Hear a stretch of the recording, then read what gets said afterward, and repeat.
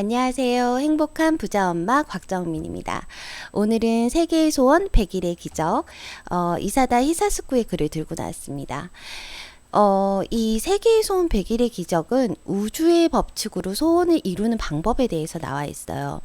처음에 나와 있는 이 부분은 깨달음에 대해서, 깨달음이란 과연 무엇일까? 깨닫는 거?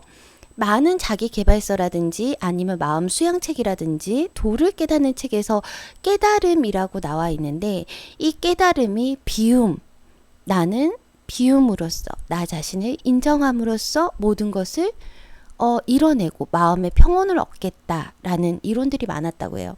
그런데 이 저자는 아니 근데 세상을 살아가다 보면 그렇지 않은 경우들도 많아. 어떻게 다 비우고 살 수 있어? 우리가 돈이 없이 행복할 수 있어? 인간관계가 없이 행복할 수 있어? 가족이 없이 행복할 수 있어? 이거를 깨기 위해서 꾸준히 노력하신, 그래서 깨달음이 무엇인지를 발견한 것 같아요. 그리고 이 책은 굉장히 재밌어요. 읽으면 막 우주하고 얘기를 해요. 야, 너 내가 실천하라 그랬는데 왜 실천 안 하고 그러니? 이런 식의 대화법들이 나와 있어서 술술술술 읽기 되게 좋은 책이거든요. 여러분들도 한번 잠들기 전 쓰기만 하면 이루어진다. 100일의 기적, 이 책 한번 읽어보셨으면 좋겠어요. 이 사람이 2005년도 당시에는 돈도 없고 연줄도 없고 실력도 없는 상태에서 우연히 우주의 법칙을 접하게 돼요. 그러면서 우주의 법칙을 꾸준히 실천을 하면서 자기가 하나하나 꿈꿨던 것들 이뤄내는 과정들이 담겨져 있는 거거든요. 어떻게 그러면 이루어질지? 이 사람은 아무것도 없는 사람인데 어떻게 이뤘을까라고 생각을 했을 때 그 해결책이, 비법이 나와 있어요. 첫 번째로 나와 있는 것이 모든 것의 깨달음에 대해서 나와 있어요. 깨달음이란 어떤 것일까? 깨달음은 무엇이지? 그러면서 우주의 법칙에 대해서 먼저 알려주고 있습니다. 인생은 마음먹기에 달렸다. 만약 다음 생에 태어날 때 오직 한 가지만 기억할 수 있다면 나는 망설임 없이 누군가 내게 해준 이 말을 꼭 꼽겠다. 절에 가서 동전을 던졌다. 대굴대굴 굴러가는 동전을 낚아채서 두근거리는 마음으로 손바닥을 펼쳐보니 동전의 겉면이 나와 있었다. 좋았어. 그러면 그때 들은 말을 증명해보자. 그때 들었던 말을 증명해보자. 2005년 3월 14일 나는 4년 반 동안 다니던 회사를 그만두기로 결심했다고 해요. 동전이 겉면이 나오면 회사를 그만두겠다고 신과 약속을 했다라고 해요. 그날로부터 9년이 지난 지금 어떻게 되었을까요? 9년이 지났대요. 2005년부터 9년이니까 2014년? 네. 연봉이 2억이 넘었다라고 해요. 그리고 책을 펴냈고 회사를 차렸고 결혼해서 두 아이의 아빠가 되었고 개최하는 세미나나 강연마다 늘 10,000원이 되었다. 해마다 가고 싶은 해외여행을 갈 수 있었고 아무런 구속 없이 자유로운 시간을 보낼 수 있게 되었고 10kg 이상의 살을 빼서 건강해졌대요. 그리고 가정, 육아, 일, 여가 완벽하게 운영을 한다라는 거죠. 대충 기억해도 소원이 이렇게 많이 이루어졌대요. 도대체 이 사람은 뭘 했길래 100일 동안의 기적을 만들어낸 걸까요? 그렇다면 어떻게 해야 마음을 바꿀 수 있을까? 인생을 바꾸는 우주법칙? 뭘까? 이렇게 물어보는 사람들이 있을 것이다. 아시다시피 마음을 바꾼다는 거는 실제로 그렇게 간단하지 않다. 서점에 자기개발 코너에 가면 지침서 삼아 많은 책들이 있고 세미나나 강연에서 좋은 이야기를 들을 수 있다. 하지만 모든 지침서나 강연들에서 보듯이 책을 읽어도 세미나에 참석을 해도 생각대로 되지 않는 것이 현실이라는 거죠. 우리 생각만큼 그래 잘할 수 있어. 노력하라고? 누구나 노력할 수 있어. 근데 잘 안 되잖아. 이걸 어떻게 해서 실천을 할 수 있는데 그거를 이 작가는 너무 뼈저리게 느낀 거예요. 그래 잘 안 돼. 알겠다고. 열심히 하라는 것도 알겠고 분석하라는 것도 알겠고 실천하라는 것도 알겠고 피드백 받으라는 것도 알겠어. 근데 잘 안 되고 있어. 이걸 어떻게 해야지 실천을 할 수 있을까? 하지만 나와 마찬가지로 마음을 바꾸어 소원을 이루어서 인생을 크게 변화시킨 사람들이 많다라고 해요. 물론 본인의 노력과 자질도 중요하지만 거기에 어떤 공통점이 있대요. 바로 소원을 이루어주는 우주의 법칙이 있다라는 거예요. 그 법칙이 무엇일까? 소원을 이루어주는 우주의 법칙 저도 알았으면 좋겠는데요. 여러분들도 알고 싶죠? 네, 그거는 결론부터 말씀드리자면 깨달음이라고 해요. 깨달음을 얻으면 지금까지 인생을 형성해온 기존의 마음이 싹 바뀐다라는 거예요. 깨달음을 얻으면 모든 소원이 이루어진다. 말하자면 소원이 이루어지는 순간에는 누구나 반드시 깨달음 상태가 된다. 그럼 누가 이렇게 얘기하겠죠? 뭐야, 도사가 되라는 소리야? 좀 수상한데 혹시 사이비 종교 아닐까? 이런 생각이 들지도 모르겠지만 책을 덮지 말고 끝까지 한번 읽어달라고 얘기를 하고 있어요. 이 사람은 니트족이었어요. 아무것도 가진 거 없고 대학원 졸업해서 아르바이트 하다가 비정규직 직업을 가지고 있다 퇴사를 하게 됐고, 그 덕분에 도대체 나는 뭐에 대해서 왜 성공을 할 수 없을까? 나는 뭘 해야 될까? 이러면서 우주 만물에 대해서 계속 공부를 하기 시작을 했어요. 그러면서 처음 1장에 나와 있는 것이 뭐냐면은 소원을 이루는 그 순간이라고 나와 있어요. 소원이 이루어지는 그 순간. 그리고 2장에는 소원이 이루어지는 100일의 법칙에 대해서 나와 있고요. 3장에서는 인생을 바꾸는 우주의 법칙. 4장에서는 이제 우주를 맡기면 된다. 우주에 그냥 맡기면 된대요. 이렇게 4장으로 이루어져 있는데, 소원을 이루는 그 순간 깨달음, 앞에서도 계속 얘기했는데 깨달음이 도대체 뭐야? 라고 얘기를 하시는 분이 계세요. 그러면서 여기에 일화로 하나를 들어주고 계세요. 처음에 딱 나오는 것이, 여러분들 구두방 아저씨 꼬마 요정 네, 동화 많이 기억하고 계시죠? 꼬마 요정이 나타나기 위한 3가지 조건이라면서 얘기가 나와 있어요. 어렸을 적에 들어본 적이 있는 꼬마 요정 구두방 할아버지 이야기이다. 나도 매우 재밌게 읽었는데 지금은 궁지에 몰리면 꼬마 요정아 도와줘! 꼬마 요정아 도와줘! 그렇게 소리치기도 한대요. 전에 근무하던 회사에서 마감 때면 자주 철야를 했는데 입버릇처럼 툭툭 튀어나왔대요. 나는 진지한 마음으로 이 이야기가 실화라고 믿는다라고 해요. 이 이야기에는 소원을 이루는 사람의 모든 조건이 담겨 있기 때문이라고 해요. 그러면서 꼬마 요정의 정체는 뭘까? 꼬마 요정 이야기 아시죠, 여러분?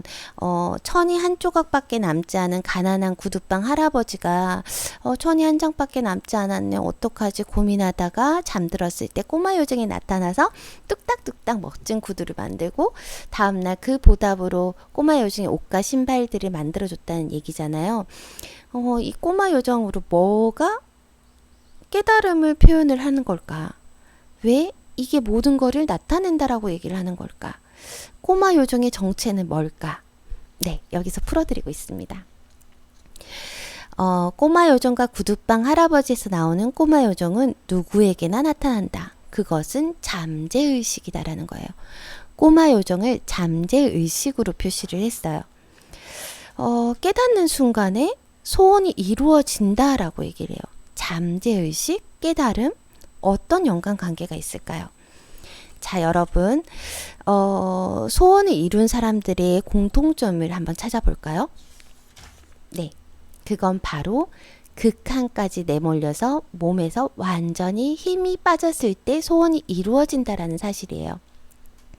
극한, 정말 극한까지 내몰려서 몸에 힘이 완전히 빠졌을 때 소원이 이루어진다라는 사실이에요. 극한까지 내몰려서 몸에 힘이 완전히 빠졌을 때 소원이 이루어진다라는 거예요. 자기계발서를 읽다 보면 소원은 머릿속에서 지워졌을 때 이루어진다는 내용이 자주 나오는데 그것이 깨달음이라는 거예요.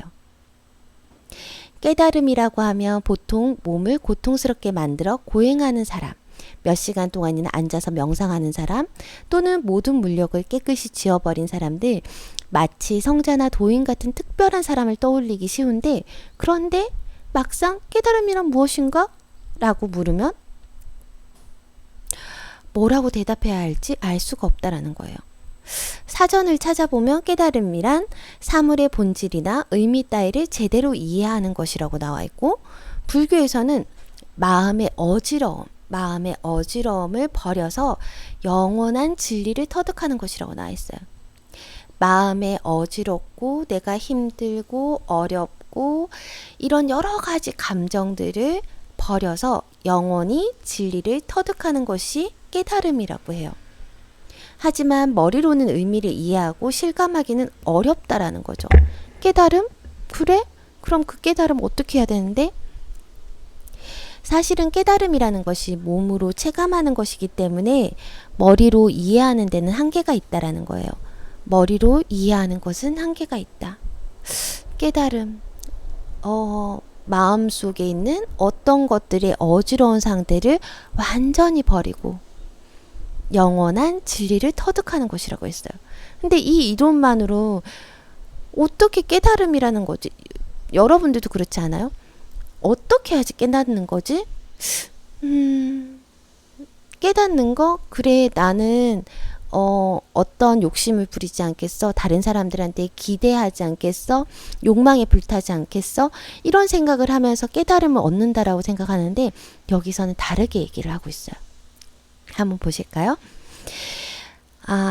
깨달음은 세 가지로 나와 있어요. 첫 번째, 차이를 없애는 것이다. 차이를 없애는 것이다. 차이를 없애는 것이다. 깨달음, 어떤 차이를 없애는 걸까요? 두 번째, 자아가 사라지는 것이다. 자아가 사라지는 것이다. 자아가 사라지는 것이다. 세 번째, 뭐야 이거였어? 이거래요. 뭐야 이거였어? 뭐야 이거였어? 첫 번째 차이를 없애는 거, 두 번째 자아가 사라지는 거, 세 번째 뭐야 이거였어? 라고 해요. 그러면 여기서 차근차근 설명해 주고 있어요. 깨달음이란 차이를 없애는 것이다. 차이를 없앤다는 게 어떤 차이를 없애는 것인가? 자, 한번 보실까요? 차이를 없애는 것. 이거는 깨달음의 아주 적절한 표현의 말이라고 해요. 여기서 차이라는 거는 선, 악, 우열, 상, 하.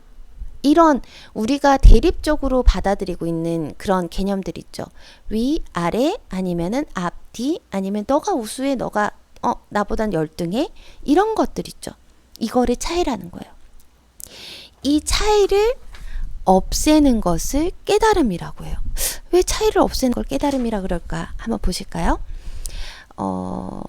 가령 회사의 매출을 생각해 보면 많은 쪽과 적은 쪽이 있으면 어디가 더 좋아요?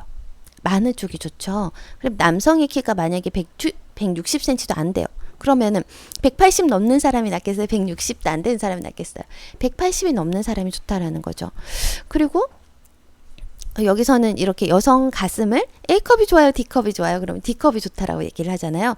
여기서 우열을 가리는 거죠. 상하, 너가 더 잘해. 이 사람은 못해. 아니면 이 아이는 똑똑해서 영어를 좀 잘하는 아이인 것 같아. 타고나게 영어 실력이 있는 아이인 것 같아. 언어적 감각이 있는 것 같아. 앞뒤 서열을 매긴다는 거예요. 우리는 무의식 가운데 항상 서열을 매기고 있거든요. 나는 너보다 나는 너보다 가진 게 많아. 아니면 나는 너보다 돈이 많아. 아니면 난 너보다 똑똑해. 이런 식으로 서열을 매긴다는 거죠.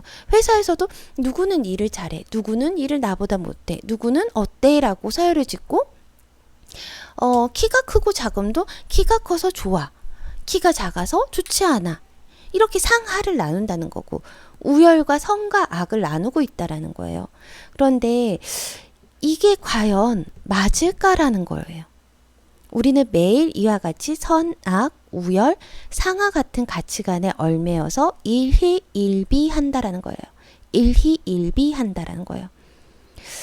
때로는 자살하고 싶을 만큼 괴로운 것도 대부분 이런 가치관 때문이라는 거예요. 분명히 매출이 좋은 건 좋아요. 하지만 매출이 좋다라는 게 매출이 나쁘면 회사가 망하나요? 그럴 수도 있겠지만 그렇지 않은 경우도 있어요. 여기서 얘는 그렇게 들어있어요.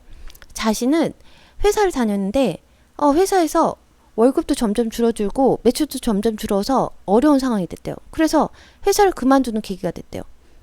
그 덕분에 독립해서 우주의 법칙을 발견을 했다라는 거예요. 그게 매출이 나쁘고 지금 회사에 어떤 실적이 없고 이게 나쁘다 좋다를 논할 게 아니라는 거. 물론 매출이 좋으면 좋겠지만 그게 자신이 비관하거나 자살할 만큼의 큰 비중을 두지 않는다라는 거죠. 그렇다면 지인 중에 또 증권회사를 다니는 사람이 있었는데 회사가 파산을 해버렸대요. 그 덕분에 창업해서 지금은 크게 성공을 했다라는 거죠. 인간만사 세옹지마이다. 인간만사 세옹지마이다. 어떻게 될지 모른다라는 거예요. 우리 아이가 지금은 언어적 감각이 느려가지고 영어를 조금 못할 수 있어요. 그리고 어떤 아이는 말이 굉장히 빨라서 말이 빨리 하는 친구도 있고 늦게 하는 친구들도 있어요. 그리고 어떤 아이들은 천천히 조금씩 늘어나는 아이들이 있고 성실하게, 어떤 아이들은 한 번 얘기해도 정말 저 천리만큼 가 있는 아이들이 있어요. 그게 좋고 나쁨이 우리의 우열을 가지는 어떤 차이라는 기준에 의해서 그런 거잖아요. 내 기준에서는 이 아이가 더 똑똑해. 사회적 기준에서는 이 아이가 더 영리한 것 같아. 얘가 더 매출을 많이 내. 이 친구가 더 잘해. 이 남편은 정말 좋구나. 이 와이프는 정말 이쁘구나. 예쁘다 안 예쁘다의 가치관의 차이가 있나. 이건 모두 주관적인 거예요. 그런데 그 가치관에서 여러분들이 얼마나 이 차이의 비중을 많이 두느냐에 어떤 차이가 있다라는 거예요. 그 우열, 상하, 선악 이거의 기준이 여러분들이 꼭 맞지 않다라는 것도 기준을 두셔야 되는 거예요.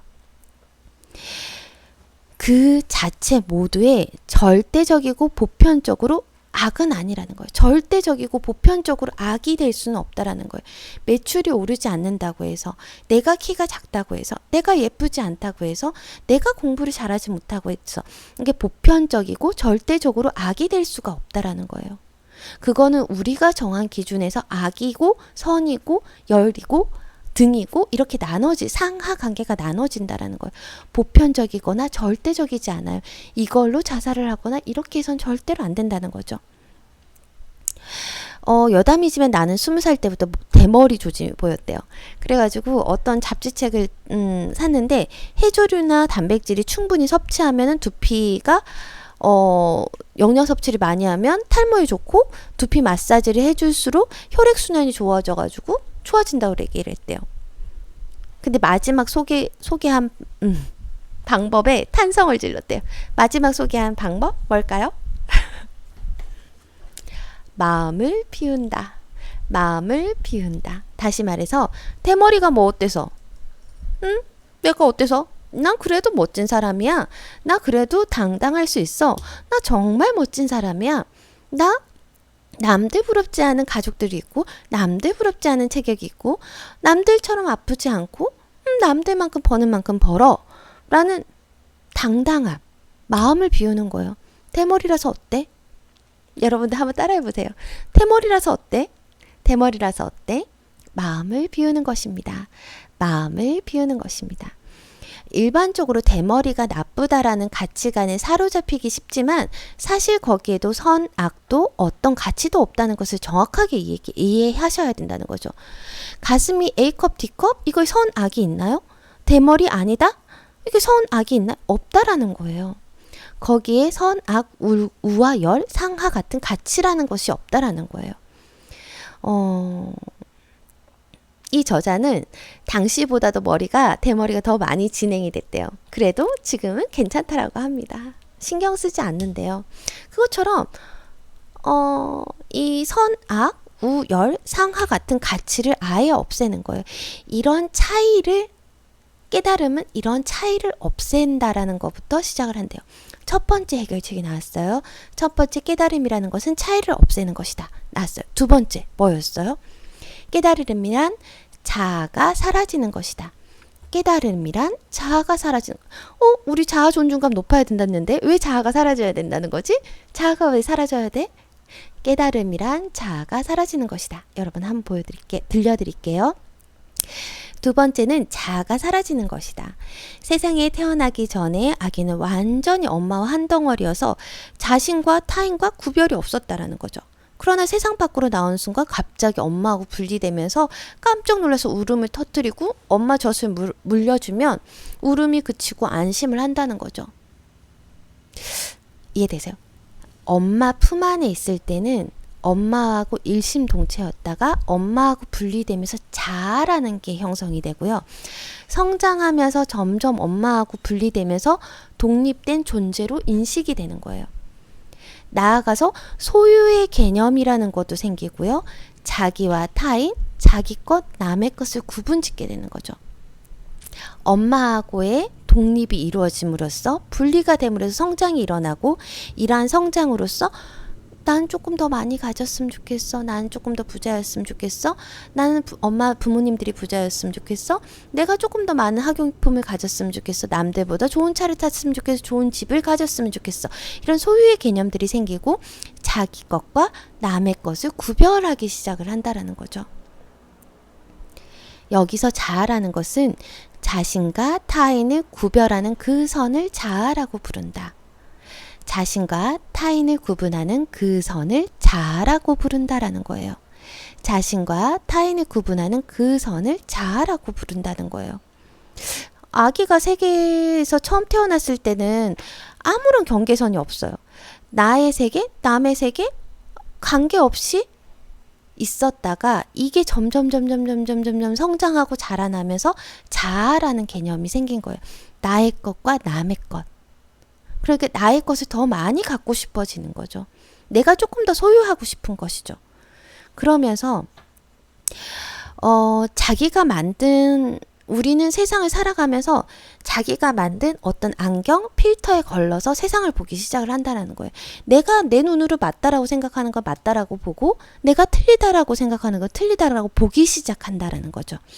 그러면서 자기만의 인식과 가치관이 만들어진대요. 자신만의 인식과 가치관이 만들어진다. 우리는 예외 없이 자신이 만든 필터를 거쳐 세상을 바라보고 이것이 자신만의 인식과 가치관이 만들어진다. 인식과 가치관이 만들어진다라는 거죠. 사람들은 이 필터를 통해서 보는 것이 세상이 전부라고 생각해요. 이 필터라는 게 자기의 가치관과 생각과 자기의 시각인 거예요. 이 자기의 시각으로 좋은 것만 보면 좋은 것만 보이잖아요. 난 좋은 것만 보고 싶어? 이 사람들도 너무 좋아? 그리고 이 친구들도 너무 이런 점에서 좋구나. 이 아이는 정말 이걸 너무 잘해서 너무 예쁘구나. 우리 신랑은 이렇게 세심하게 나를 배려해줘서 너무 좋구나. 아침에 일어나서 나를 머리를 쓰다듬어서 좋구나. 이런 여러 가지 것들이 나의 시각과 나의 가치관과 나의 기준에 의해서 필터링 돼서 보여진다라는 거예요. 좋은 것만 보는 필터를 가졌다면 인생은 행복해지고요. 반대로 싫은 것만 보고자 하는 필터를 가졌다면 불행해진다라는 거예요. 좋은 것만 보는 필터를 가졌다면 행복해지고, 난 좋은 것만 보고 싶어. 좋은 음식만 먹고 좋은 것만 보고 좋은 것만 듣고 그렇게 할 거야. 그러면 인생은 행복하겠죠? 여러분도 좋은 것만 보세요. 네. 그런데 만약에 부정적인 시각을 가진 사람이 있어요. 그 사람은 항상 부정적인 것만 보는 거예요. 이거는 왜 이렇지? 곧 지진 날 것 같아. 나 이거 어떻게 해야 돼? 이 친구는 왜 이렇게밖에 못하지? 이렇게 행동하면 안 되나? 결정권자가 왜 결정을 안 해주고 나한테 지금 업무를 지시를 하고 나한테 시키는 걸까? 너한테 결정을 하라고 너 자리에 그 자리에 놔뒀다고 이렇게 얘기하시는 분들 많죠. 그거는 부정을 보고 싫은 것만 보시는 거예요. 그 사람도 그 사람 나름대로의 역할이 있어서 외부에 나가서 활동을 하고 그 사람 상관들이 결정해야 되는 의사결정권이 있는 거예요. 근데 그 사람이 하는 장점은 보이지가 않고 그 사람이 하는 단점만 계속 보이는 거예요. 그러면 그 사람 인생은 계속 불행해질 수밖에 없는 거죠. 네. 그것처럼 내 앞에 상자가 있고 내부에서 엿볼 수 있는 구멍이 2개 뚫려 있다고 가정해보자. 구멍 하나로 귀여운 고양이가 보이고 다른 하나로 바퀴벌레가 보인대요. 고양이를 보는 사람은 기분이 좋을 거고 바퀴벌레를 보는 사람은 불쾌할 것이라는 거죠. 다시 말해 우리는 인생을 필터를 선택해서 본다라는 거예요. 인생을 살아가 힘들다고 느낀다면 눈앞에 필터를 살짝 바꿔보래요. 여러분 이거는 너무 좋은 거 아니에요? 우리가 선택할 수 있대요. 우리 눈앞에 펼쳐지는 세상들을 필터를 선택할 수 있어요. 여러분 눈앞에 펼쳐지는 인생의 필터를 선택할 수 있어요. 내가 선택할 수 있어요. 다른 사람이 선택해 주지 않아요. 내 인생은 내가 선택을 하는 거고, 내가 선택해서 내가 어떻게 살아갈지 결정하시면 되는 거예요. 아, 나 정말 너무 행복해. 나 이렇게 해서 정말 우리 아이들 이렇게 잘 자라줘서 너무 고맙고, 우리 신랑 아프지 않고 잘 나가줘서 고맙고, 매일같이 월급 꼬박꼬박 들어와서 너무 고맙고, 이런 것들이 다 감사한 것들이잖아요. 그거를 눈앞의 필터를 어떻게 선택하느냐에 따라서 인생이 행복한가 불행한가가 결정된다는 거죠. 깨달음이라는 것은 그런데 이렇게 얘기를 해요. 깨달음이란 바로 이 필터를 걷어버리는 일이다. 자, 다시 말해 필터의 선이 모두 사라졌을 때 비로소 세상에 있는 그대로 보이며 모든 것은 하나라는 사실을 알게 된다라는 거죠. 네. 이것이 정신세계에서 원네스라고 부른대요. 모든 것이 하나이고 애초에 아무런 차이가 없는 세계였다라는 말이래요. 기쁨도 고통도 모두 다시 말해 필터가 만들어낸 것이기 때문에 애초에 하나인 세상으로 돌아가면 모든 기쁨과 고통도 사라진다라는 거예요. 뱃속에 들어갔을 때 아무런 자아라는 게 형성이 되지 않아서 이게 기쁨이구나, 이게 고통이구나, 이게 슬픔이구나 느끼지 않는다면 아무것도 없는 그런 상태가 된다라는 거예요. 이 필터를 걸러냈을 때 비로소 사람들은 세상 있는 그대로 보여지게 되고 모든 것이 하나라는 사실을 알게 된다라는 거죠. 여러분 이해되시죠?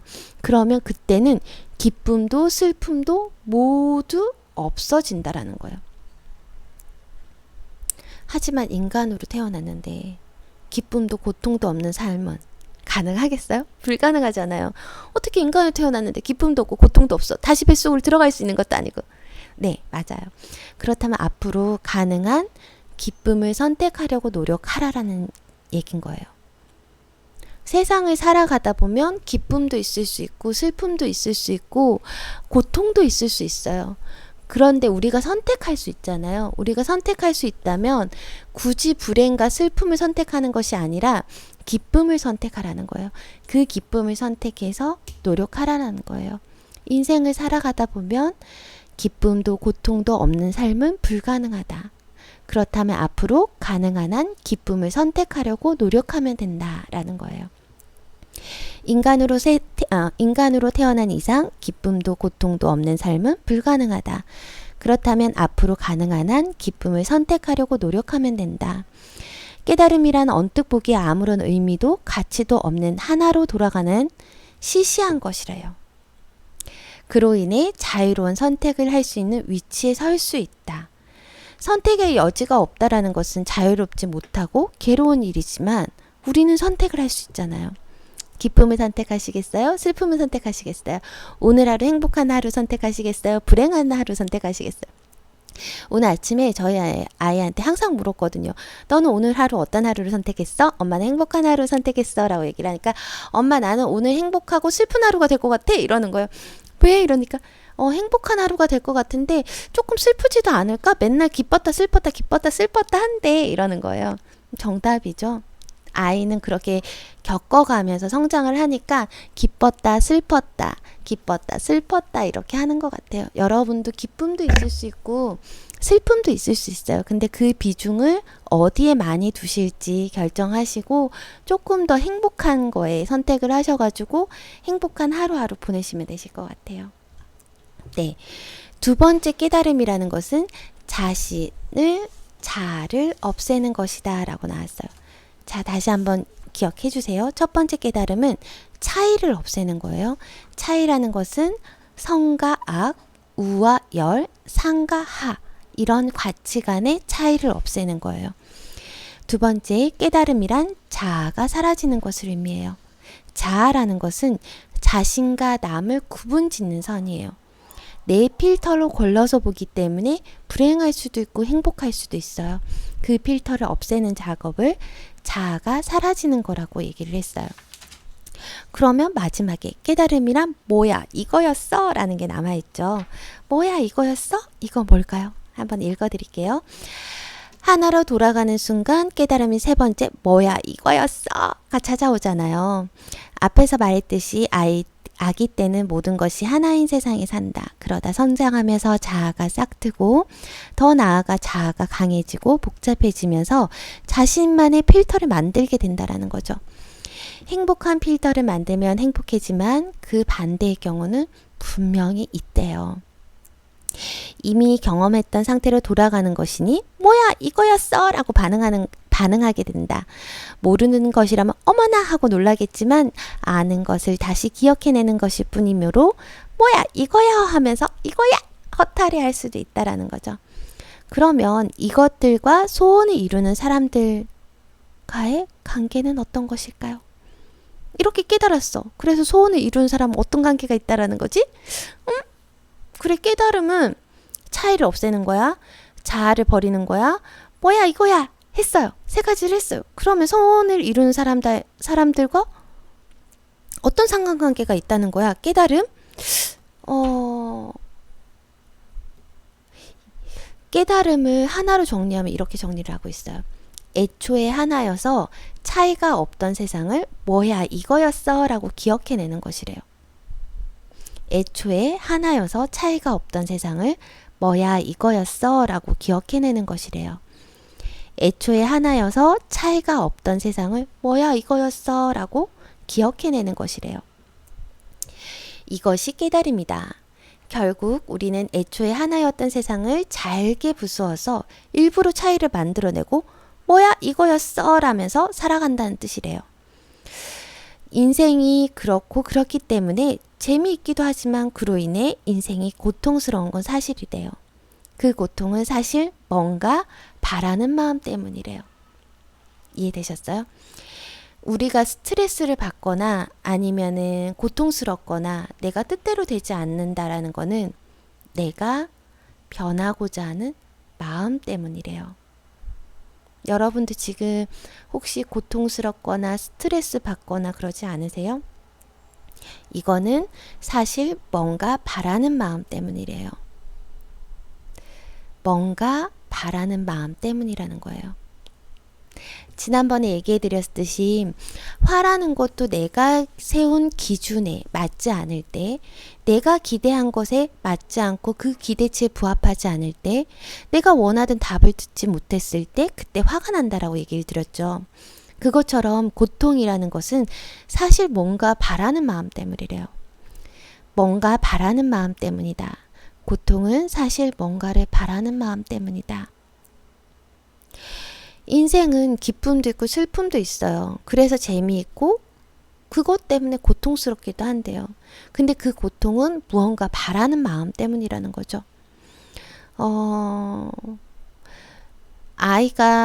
저는 아이를 키우는 입장이어서 아이의 예를 많이 드는데, 아이가 공부도 좀 잘했으면 좋겠고 사회관계도 좋았으면 좋겠고 여러 가지 면들에서 좀 발달했으면 좋겠고 다른 아이들이 뒤처지지 않았으면 좋겠고, 이거는 아이를 키우는 부모라면 누구나 느끼는 감정들일 거예요. 그런데 그 아이가 행복할 수도 있고 행복하지 않을 수도 있고 슬픈 날도 있고 기쁜 날도 있잖아요. 그런데 그럴 때마다 느끼는 어떤 약간의 아린 마음들이 있어요. 근데 그거는 내가 아이가 어떻으면 좋겠다라는 바램 때문에 생긴 그런 아린이거든요. 그것처럼 우리가 뭔가를 바라고 있기 때문에 고통이라고 느끼는 거예요. 그런데 인생을 살면 즐겁고 슬프고 기쁘고 힘들고 이런 상황들이 다 있어요. 근데 그걸 어떻게 받아들이고 어떻게 해석하느냐에 따라서 많이 달라질 수 있기 때문에 여러분들도 한번 내가 이 고통은 뭘 바라기 때문에 이런 고통이 일어났을까? 내가 뭘 원했기 때문에 이런 아픔이 있을까를 한번 생각해 보시기 바랄게요. 그러면 그것을 빨리 헤쳐나가고 긍정적인 방향으로 바꿀 수 있어요. 갓 태어난 아기는 기쁨도 없지만 고통도 없는 거죠. 그저 있는 그대로 세상에 적응할 뿐이다. 그러다 성장하면서 차츰 자아가 강해지고 생리적 욕구 이외에 복잡한 욕망들이 생긴다라는 거죠. 좋은 성적도 받고 싶다, 돈이 많았으면 좋겠다, 이성에게 인기도 좋았으면 좋겠다 하는 바람이요. 이 바람 때문에 고통이 생긴다라는 거예요. 나 사업이 잘 됐으면 좋겠다. 돈을 많이 벌었으면 좋겠다. 학교에서 성적도 우승했으면 좋겠고, 인간관계도 좋았으면 좋겠고, 이성으로부터 인기도 많았으면 좋겠다. 이런 바램들이요. 이런 바램들이 고통을 만들 수 있다라는 거예요. 이런 욕망 때문에 아무런 스트레스도 없던 세상이 갑자기 차이가 생기는 거예요. 좋은 성적, 나쁜 성격, 나쁜 성적, 부자, 가난, 인기가 있고 인기가 없음. 욕망이 싹트면서 반드시 그 자리에 차이가 생긴다라는 거예요. 인간들의 욕망이 발전함으로써 그 자리에 차이라는 게 생기고 이것이 바로 고통의 원흉이라는 거예요. 인간들이 원하는 욕망 때문에 좋은 성적, 나쁜 성적, 부자, 가난, 인기 있음, 인기 없음 이러한 차이들이 욕망을 싹트면서 반드시 그 자리에 차이라는 게 발생을 하고요. 그 차이가 고통의 원흉이라는 거예요. 가난과 부자 이 차이에서 고통이 생기는 거고요. 성적이 좋고 나쁨에서 고통이 생기는 거고요. 그 다음에 뭐 인기가 있고 인기가 없는 그 사이에서의 차이가 발생을 하면서 그 차이만큼의 고통이 생기는데 그 강도는 사람들마다 달라질 수는 있어요. 하지만 이 차이 때문에 어떤 고통의 원흉이 된다라는 거예요. 그럼 욕망이 만들어내는 고통에서 벗어나려면 어떻게 해야 돼요? 욕망 없는 사람들 없잖아요. 부자 안 되고 싶은 사람들 없잖아요. 에이 부자 아니에요. 전 돈 욕심 없어. 아니에요. 마음속 깊은 곳에는 나도 우리 아이들한테 이런 거 정말 싸주고 싶어. 부모님들한테 이렇게 해주고 싶어. 주변 사람들한테 이렇게 베풀고 싶어. 이런 욕망은 누구나 있어요.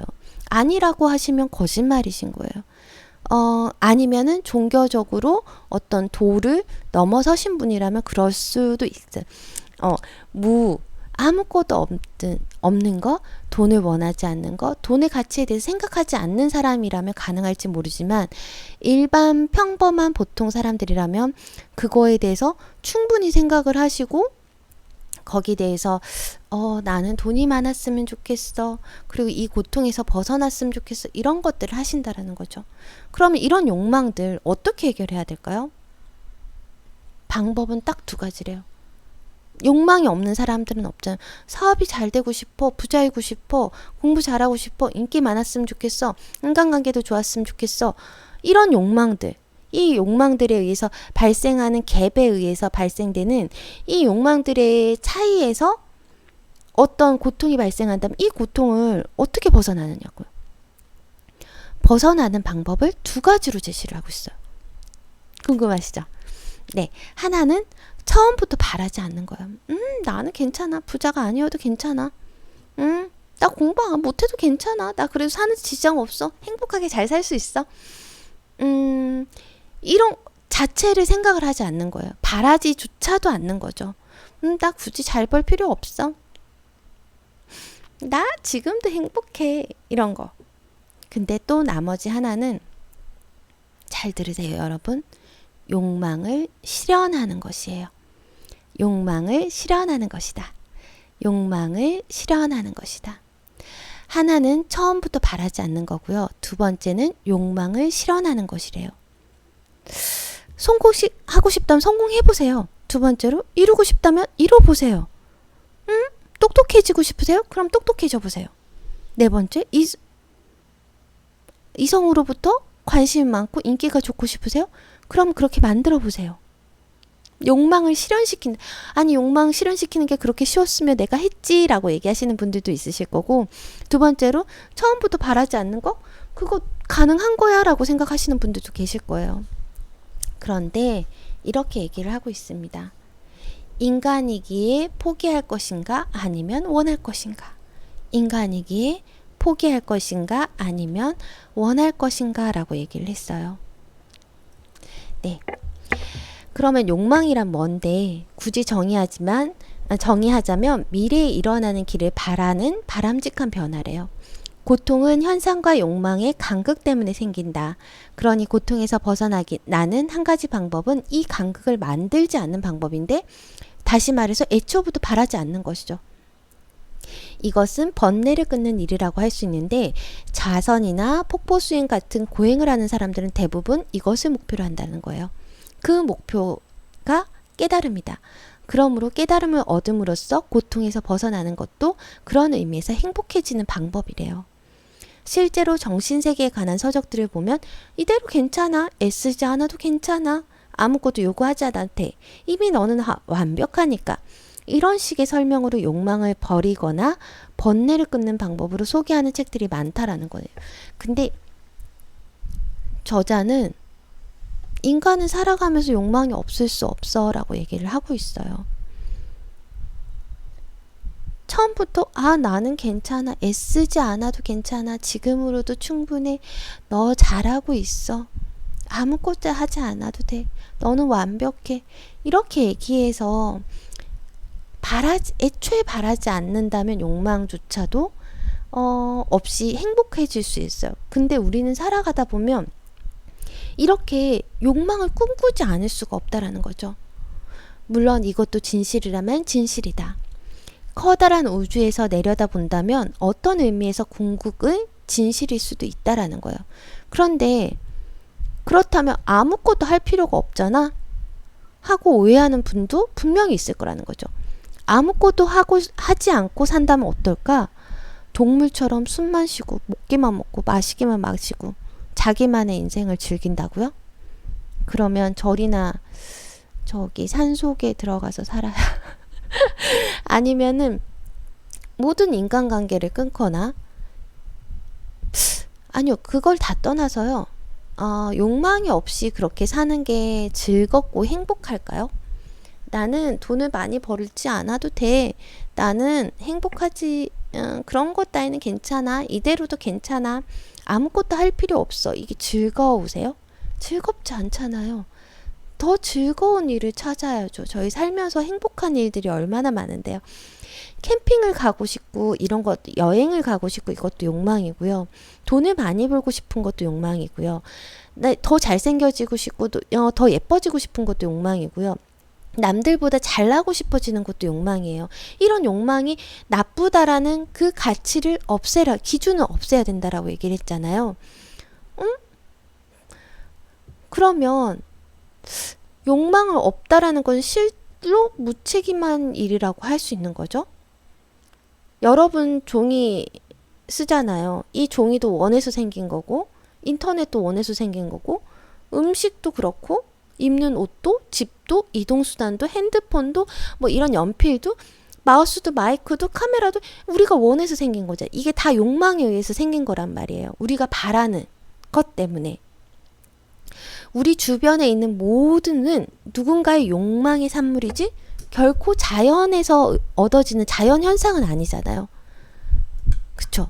연필, 핸드폰, 스피커, 마우스, 컴퓨터, 키보드, 물, 커피, 옷, 음식? 이거 우리 다 욕망에 의해서 생긴 것들이에요. 이거는 자연 현상에 의해서 발생을 한 것들이 아니라는 거죠. 이렇게 인간 사회가 발전해 왔고 그 근저에 자리 잡는 것이 바로 욕망이라는 거예요.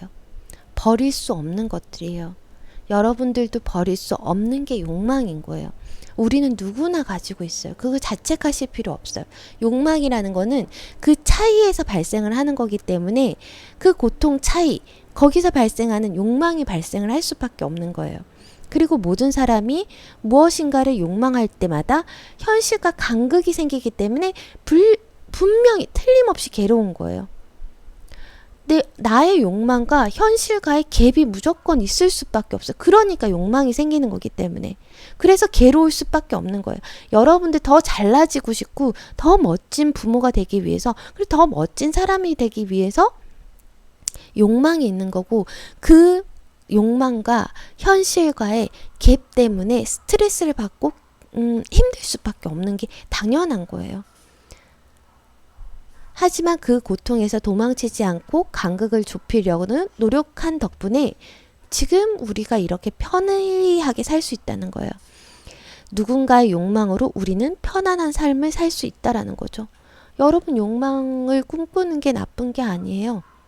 여러분들도 충분히 행복한 부자 엄마가 되실 수 있고, 행복한 사업가가 되실 수 있고, 행복한 와이프, 뭐, 네, 여러 가지가 될 수 있어요. 여러분들이 원하는 좋은 직장에 들어가고, 좋은 와이프를 만나고, 좋은 신랑감을 결혼을 하고, 돈을 많이 모으고, 욕망이에요. 그 욕망을 채우려는 현실하고의 갭 때문에 괴로움과 스트레스는 있을 수 있지만, 그거 자체가 잘 되고, 아니다, 나쁘다, 상하, 위, 아래로 나눌 수 있는 그런 것들은 아니라는 거예요. 우리는 인간이기 때문에 당연히 바라는 마음이 생긴다라는 거죠. 우리는 인간이기 때문에 당연히 바라는 마음이 생긴다. 우리는 인간이기 때문에 당연히 바라는 마음이 생긴다. 만일 정말로 욕망을 부정한다면 인간이기를 포기하는 편이 낫다. 포기할 수 없다면 솔직히 바라자. 물론 욕망이 많으면 힘들기는 하지만 그렇기 때문에 재미있지는 않은가. 욕망이 없으면 마음은 편하죠. 욕심이 없는 사람들 마음이 편하다라고 하잖아요. 욕망이 없으면 마음이 편해요. 하지만 그게 사는 게 즐겁지 않을 수 있다라는 거죠. 기쁨을 느낄 수 있을까? 두근두근 설레는 마음은 있을까? 저희 뭔가를 버리거나 새로운 일을 하게 되면 제가 지금 시간이 많이 흘러서 조금 뒤에 더 얘기를 해드려야 되는데, 새로운 걸 뭔가를 할 때는 굉장히 두렵고 두근두근 거리잖아요. 나 이거 잘할 수 있을까?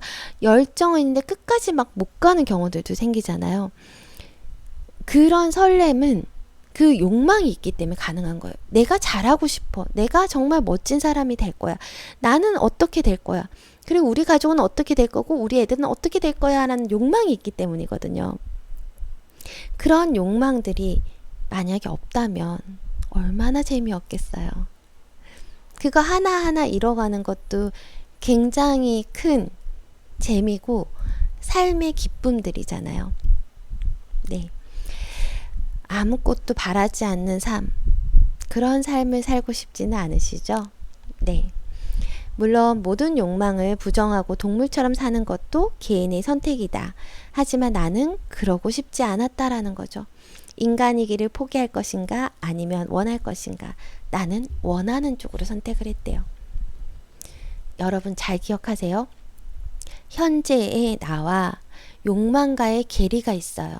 이 괴리 때문에 힘들다라는 간극이 생기기 때문에 스트레스를 받고 고통이 있는 거예요. 그래서 발전할 수 있는 거예요. 정말 여러분들이 고통받거나 스트레스를 받고 있다면 정말 좋은 징조라고 보셔야 되세요. 지금 발전할 수 있는 계기가 된 거예요. 그 욕망들의 간극을 줄여나가면서 나의 미래는 또 한 번 더 성장을 하게 되는 거예요. 이렇게 점프 하시게 되는 거예요. 현재와 미래가 있어요. 현재와 미래 중에서 욕망이라는 것이 이만큼 있기 때문에 현재에서 이렇게 달려가서 미래의 나의 모습을 여기에 되는 거예요. 여러분들 이해되시죠? 네. 그래서 그 간극을 나쁘다라고 할 수는 없어요.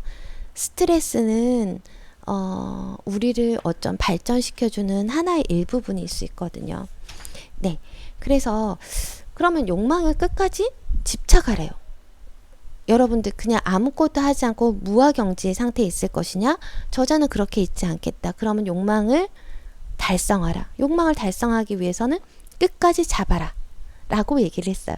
그러면 욕망이 낳는 고통에서 벗어나는 두 번째 방법은 욕망을 실천하는 것이래요. 힘든 시절에 나는 정신세계에 관한 책을 많이 읽었는데 그 책에서 자주 본 내용 중에 하나가 내려놓으라는 말이었대요. 많은 책이 욕망을 내려놓아야 이루어진다라고 적혀 있었는데 이것은 정신세계의 진리로 인정받는 내용이라는 거예요. 그래서 나도 욕망을 내려놓으려고 노력하기 시작했대요. 그런데 내려놓는다는 것은 어떤 상태일까? 부자가 되고 싶어 한다고 치자. 이 마음을 내려놓으면 어떻게 해야 할까?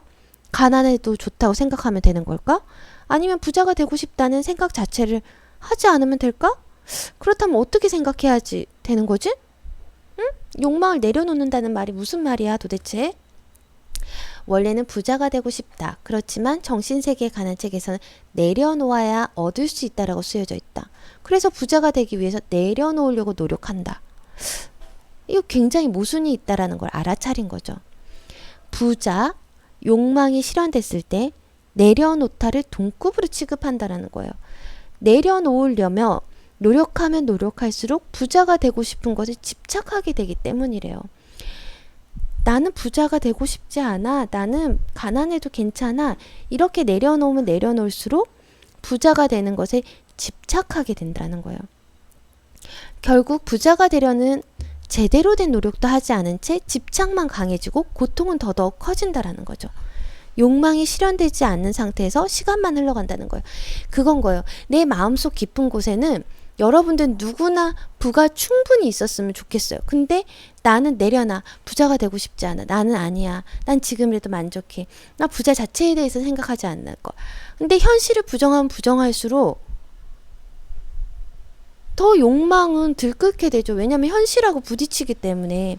나는 돈이 있어야 되거든요. 그래야 병원에 갈 수 있고 우리가 부귀영화를 누릴 수가 있고 가족들을 도울 수가 있고 주변의 지인들을 도울 수가 있어요. 그리고 더 많은 것들을 실천해서 여러분 주변에 있는 사람들을 도와서 좋은 세상들을 만들어 나갈 수 있어요.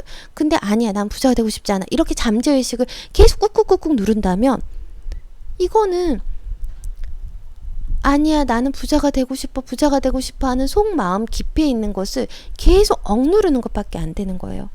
그러면 결국에는 욕망은 실현되지 않고 시간만 흘러간다라는 거죠.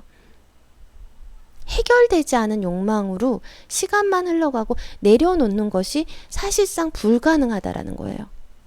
그렇다면 실제로 소원을 이루는 사람들은 어떻게 하는 것일까? 사실 그들은 내려놓으려는 노력을 하지 않는데요. 욕망을 끝까지 집착한대요. 욕망을 끝까지 집착한다.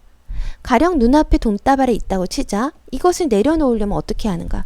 내려놓으려면 그 전에 움켜쥘 수 있는 만큼, 내 품에 안을 수 있는 만큼 많이 안아볼 때, 그러면 더 이상 움켜쥘 수가 없잖아요. 손이면 뭐 겨드랑이면 이렇게 다 찼어.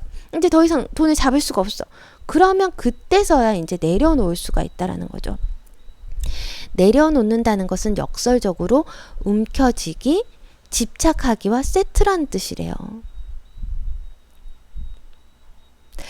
다시 말해서 내려놓는 것은 욕망의 대상의 입장에서 본다면 손에서 풀려나는 것이다. 돈다발을 움켜쥐지 않으면 내려놓을 수 있듯이 욕망도 끝까지 집착해야 비로소 풀려나는 법이래요. 그리고 집착에서 자유롭게 풀려난 순간 욕망은 이루어진다.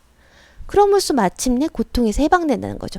여러분 이거 생각하시면 되게 쉬우세요. 사랑하는 사람이 있어요. 그래서 헤어졌어요. 근데 그 사람이 잊으려고 하려면 잘 안 잊혀지잖아요. 근데 시간이 지나면 잊혀지잖아요. 그리고 또 하나는 내가 뭔가 되게 하고 싶은 일이 있었는데 부모님의 반대 아니면 주변들의 반대에 의해서 할 수가 없었어요. 그 욕망은 내 잠재의식 속에 욕망이 계속 있어요. 그래서 그 고통이 있는 거예요. 이거 나 너무 하고 싶어. 이거 하면 사업이 잘 될 것 같아. 이거 하면 정말 멋지게 될 것 같아. 라는 욕망이 있단 말이에요. 근데 그거를 실현하고 해볼 때까지 해보셔야 되는 거예요. 그래야지 그게 나는 이게 안 되는구나. 아니면 난 다른 길이 있구나. 라고 찾을 수 있다라는 거예요. 욕망은 움켜쥐셔야 된다는 거예요. 하고 싶으면 해보셔야 되시는 거고요. 도전하고 싶으면 하셔야 되시는 거고요. 누군가와 사귀고 싶으면 적극적으로 구애도 해보셔야지 미련이 없어요. 미련을 없애야지 되는 거예요. 그래야 잠재의식에서도 포기가 돼요. 그것처럼 욕망은 움켜쥐셔야 되는 거예요. 내가 해보고 싶은 일은 꼭 도전하시고 해보시는 거예요. 그래야지 욕망은 움켜잡는 순간, 해보는 순간 이게 맞는지 틀린지 알 수 있고요.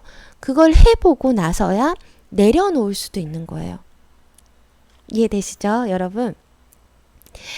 잠재의식이라는 게 있는데 그게 여러분들의 의식을 방해를 하고 있어요. 왜냐하면 잠재의식이라는 자체는 안심하고 안전을 지켜주려는 거거든요. 여러분 내면에는 잠재의식이라는 것들이 있어요. 여기서 제가 지금 시간이 많이 없어서 간단하게 읽어드릴게요. 잠재의식에 관해 조금 더 설명하겠다. 빙산을 예로 들면 잠재의식은 수면 아래에 잠겨있는 거대한 얼음 덩어리로 보통 겉으로 드러나지 않는다. 잠재의식의 힘은 일설에 따르면 의식의 2만 배라고 해요. 마음속에 있는 이 잠재의식은 의식의 2만 배래요. 잠재의식은 우리가 머리로 생각하는 의식의 2만 배가 된대요. 그러므로 아무리 의식이 부자가 되고 싶다고 바래도 잠재의식의 2만 배의 힘으로 소원을 방해하면 부자가 되기 어렵다라는 거죠. 그렇다면 왜 잠재의식은 내가 원하지 않는 가난한 상태를 고집하고 있는 거지? 나도 부자가 되길 원해. 근데 왜 자꾸 가난한 상태로만 계속 있으려고 하는 거야? 나 좀 부자가 되게 해줘. 근데 잠재의식은 계속 가난한 상태를 고집한다는 거죠. 그게 잠재의식에는 최대이자 유일한 목적이기 때문이래요. 잠재의식의 목적은 두 가지예요. 내가 안전해야 되고요. 내가 안심이 돼야 되는 것밖에 없어요. 여러분들 매일 다니는 직장, 매일같이 들어오는 수입, 매월 들어오는 수입, 이게 없을 때 불안하시죠? 안심되지 않으시죠? 안전하지 않을 때 불안하시고 고통스러우시죠? 그래서 잠재의식은 안전하고 안심한 것이 주 목적이기 때문에요. 사람은 태어나는 순간부터 살기 위해 애쓴다는 거죠. 아기가 배가 고플 때 기저귀가 젖었을 때, 방치되었을 때 크게 울음을 터뜨려주기 위해 위험 신호를 보낸다는 거죠. 울면 젖을 먹여주고 깨끗한 기저귀를 갈아주고 안아주기 때문에 울음은 본능적으로 아이가 자신을 안전하게 지키려는 행위라는 거예요. 잠재의식은 항상 안심과 안전을 우선으로 해 안전하다면 도전하지만 위험하다면 도전하지 마라고 얘기를 하는 거예요. 안전하면 도전하지만 안전하지 않고 위험하다면 도전하지 마를 고수를 한다는 거예요. 그 중에서도 잠재의식이 특히 꺼리는 것이 뭘까요? 특히 꺼리는 것이 변화래요. 내 일상생활에서 변화되는 거예요. 내가 기존에 누려오는 삶에서 변화되는 거예요. 조금이라도 다른 방향으로 사업을 해보고 싶어 불안해요. 나 여기 직장 다니기 그만두고 싶어 불안해요. 나 이 공부법이 아니라 다른 공부를 써볼까 불안해요. 나 학원 다니다가 그만둬볼까 그것도 불안해요. 나 취미생활 이거 해볼까 내 시간 사라질까봐 불안해요. 내 돈이 사라질까봐 불안하다는 거예요.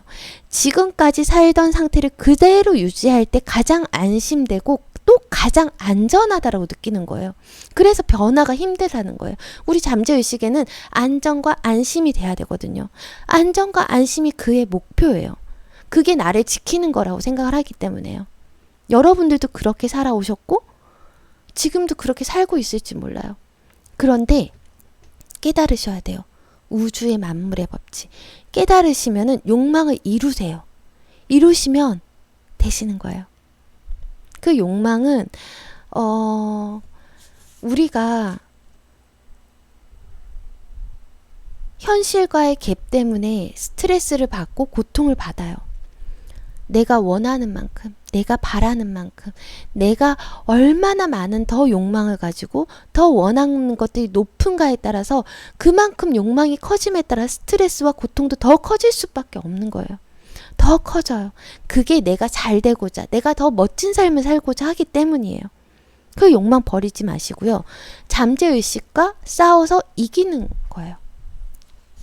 나 할 수 있어. 할 수 있어. 잠재의식이라는 정체는 몸에 있다라고 해요. 그러면서 이거를 잠재의식 어떻게 깨어날까? 잠재의식은 현상을 유지하려고 하고 몸은 잠재의식에 대항해서 행동을 계속하지만 잠재의식이 딜레마 상태에 빠지고 스트레스를 받는 거죠. 이런 스트레스와 릴렉스 하는 과정 중에 꿈이 실현된다라고 합니다. 제가 오늘은 여기까지 소개를 해드리고요. 여러분들 오늘 얘기한 거 꼭 기억하세요. 내가 지금 고통스럽거나 내가 지금 스트레스를 받고 있다면 본인이 원하시는 기대치와 그 다음에 내가 바라는 열정, 그 다음에 내가 바라는 어떤 것들이 욕망이 굉장히 높아서 그거를 이겨나가는 중이라고 생각하시면 되시는 거예요. 내가 내 안에 있는 잠재의식을 깨고 일어나는 순간이 성공하시는 순간이고, 성공하시는 사람들은 이 잠재의식을 변화시키고 이미지하고 실천하시는 분들이래요. 예, 뒷부분에 조금 더 많이 얘기 나와 있는데 잠재의식은 오직 안전하고 안심하기를 바라기 때문에 변화를 두려워한대요. 그 변화를 두려워하기 때문에 사람들은 변화하지 않으려고 하고 지금 현 상태를 유지하려고 하는 거예요. 그러지 마시고 한 발짝 그냥 나오세요. 그냥 나오셔서 도전해 보시고 뭐라도 좋아요. 산책을 하셔도 되시고 지금 지나가는 공기를 맡으셔도 되시고 앞에 나가는 사람들한테 미소를 띄워주셔도 되시고 그 사람들한테 뭔가 바라지 않고 그냥 내가 누군가의 미소를 지었구나. 저 사람은 나를 보지는 못했지만 나는 누구에게 기쁨을 줬구나 라고 생각을 하시는 거죠. 그러면서 하루하루 행복하게 사시면 되시는 거예요. 그리고 부자 되실 수 있어요. 꼭 부자 되시는 법 알려드릴게요. 지금 뒷부분에 제가 지금 잠재의식 부분을 조금 덜 했어요. 잠재의식은 안식과 그 다음에 안전을 유지를 하고 한다. 그 다음에 잠재의식은 몸에 있다. 잠재의식이 빵 하고 터져 나올 때만이 드디어 이뤄낼 수 있다 라고 나오고, 꿈을 실현하기 위해서 욕심 많은 꿈일수록 이루기가 쉽다. 그래서 그럼 욕심 많은 꿈 어떻게 이루어지지? 여기에 대한 것들이 되게 나와 있어요. 어떤 사람이 이렇게 얘기를 한대요. 저는 천사예요. 네? 천사라고요? 그래요? 천사가 어떻게 에휴 당연하겠지. 천사는 무슨 일을 합니까? 남을 행복해 해주는 일을 한다고 해요. 에이 참 평범한 대답이구나 하고 갑자기 이야기를 중단하려는데 계속 이야기를 이어나갔대요. 그렇다면 하나만 물읍시다. 세상 사는 사람은 왜 이렇게 불행한 사람들이 많을까요? 천사가 일을 제대로 하는 게 맞나요? 이때. 근데 보통 사람은 행복은 마음먹기에 달려 있습니다. 이미 행복한데 행복할 줄 모르고 있을 뿐이에요 라고 대답했다면 정말 흥미가 없을 거래요. 그런데 이렇게 얘기했대요. 아무도 내게 소원을 빌지 않았기 때문이에요. 아무도 나한테 소원 빌지 않았어요. 네? 소원을 빌어야지 제가 들어주죠. 나도 근데 소원은 작게 빌면 안 돼요 라고 얘기를 했대요. 왜요? 나도 바쁘기 때문에 작은 소원을 들어주기 어려워요. 천사가 말하기를 한 번에 가능한 한 많은 사람을 행복해 줄 수 있는 소원이어야지 빨리 들어줄 수 있어요. 많은 사람을 행복하게 하는 소원을 빌라는 것이 천사의 요구사항이라는 거예요. 이것은 바로 자아를 뛰어넘어 누구를 위해서 무언가를 바라라는 것이다. 누구를 위해서 무언가를 바라는 것이다. 이 저자는 자식을 위해서 열심히 일하고요. 가족을 위해서 열심히 일하고요. 독자들을 위해서 열심히 글을 쓰고요. 세미나 참가자들을 위해 열심히 일한대요. 그렇게 열심히 일하다 문득 깨달았을 때 거기에 자아는 없었다라는 거예요. 남을 위해서 일했어요. 누군가를 위해서 바라라는 거예요. 나 하나가 아니라 천사도 너무 바쁘대요. 그래서 나 하나보다 여러 사람들이 빨리 행복해지는데 더 많은 시간을 투자한다는 거죠. 여러분들도 나, 가족, 주변 사람들, 그 다음에 모든 사람들이 행복해질 수 있고 영향력을 미칠 수 있는 그런 거에 투자를 하시고 행복을 실천해 보시기 바랄게요. 네, 오늘은 여기까지만 얘기를 드리고요. 다음 시간에 그러면 소원을 이루는 100일의 법칙. 네, 소원을 이루는 100일의 법칙에 대해서 알려드릴게요. 네, 이 책은 굉장히 간단해요. 간단한데 저는 여러분들한테 전해드리려고 거의 공부하다시피 스터디하다시피 읽었는데요. 여러분들도 이 책은 되게 읽기 쉬워요. 저도 읽기 쉬운 책들을 많이 전달을 해드리려고 하고 있기 때문에 이 책도 거의 한 2-3시간 정도면 읽으실 수 있어요. 그러면서 뒷부분에 이런 얘기 나오거든요. 종이돈 너 그 함부로 대하지 마. 걔 너 나갔다 다음에 올 때 친구들 많이 데리고 와. 이런 얘기도 해요. 그러면서 우주하고 얘기하는 것들도 막 나온 너무 재밌는 책이거든요. 여러분들도 꼭 한번 읽어보셨으면 좋겠고요. 네, 오늘도 행복한 부자 엄마 되시길 바라고 행복한 하루 선택하세요. 그리고 행복하시길 바라고요. 꼭 집에 있으시다면 밖에 꼭 나가보세요. 맑은 공기, 상쾌한 사람들, 그리고 주변인들 보시면서 힐링하시고 지금 당장 나가실 수 있다면 나가셔서 좋은 사람들, 좋은 공기, 좋은 자연들 만나시고 부자 엄마 되시기 바랄게요. 오늘도 행복한 하루 되세요. 감사합니다. 안녕히 계세요.